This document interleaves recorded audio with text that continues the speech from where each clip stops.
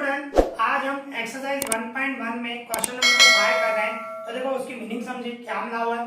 Question number 5 exercise 1.1 में check whether 6n can end with the digit 0 for any natural number n। Natural number means 1 2 3 4 5 इस तरह होते हैं, ठीक है। तो 6n है, बोल रहा है एंड विद 0 होगा।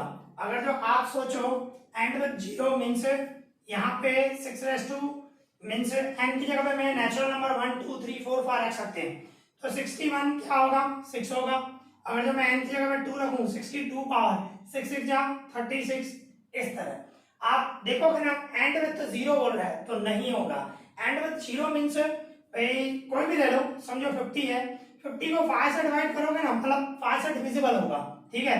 इसी तरह 60 होगा, 60 को भी 5 से डिविजिबल होगा। तो कहने का मतलब एंड विद जब 0 होता है ना तो वो 5 से डिविजिबल होता है, 5 और 10 दोनों से।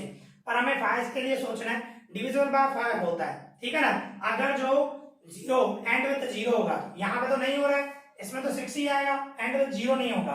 किस तरह, अभी देखो मैं सिस्टमैटिक आपको लिख के बता रहा हूँ।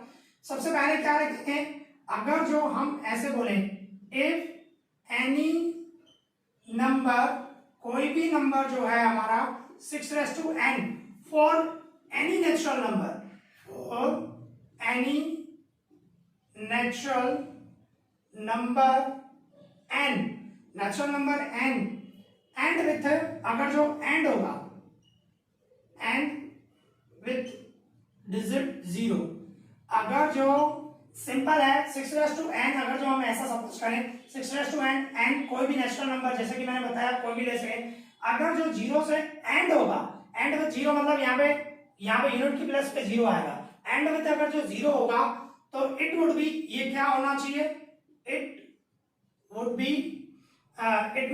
डिविजिबल, वो डिविजिबल होना चाहिए। किससे डिविजिबल होना चाहिए, डिविजिबल बाय 5 से डिविजिबल। अगर एंड विद 0 होगा तो डिविजिबल बाय 5 होना चाहिए कंपलसरी, ठीक है ना।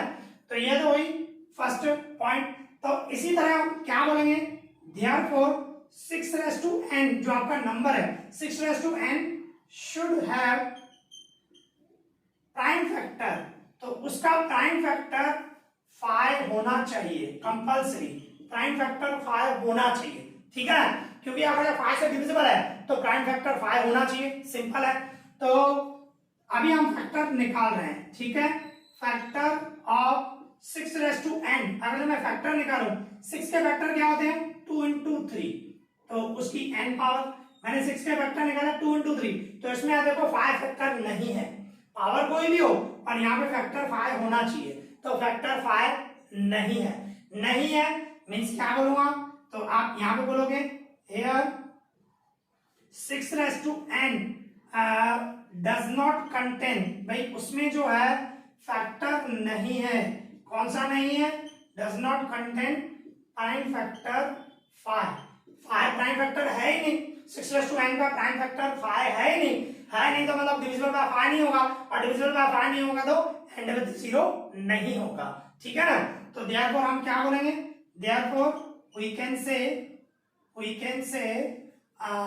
से दैट ये जो हमारा क्वेश्चन है 6n can not end with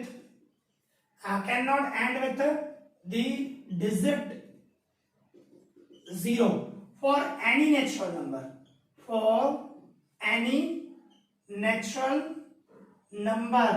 कोई भी नेचुरल नंबर होगा वो मीन्स क्या होगा, सिंपल।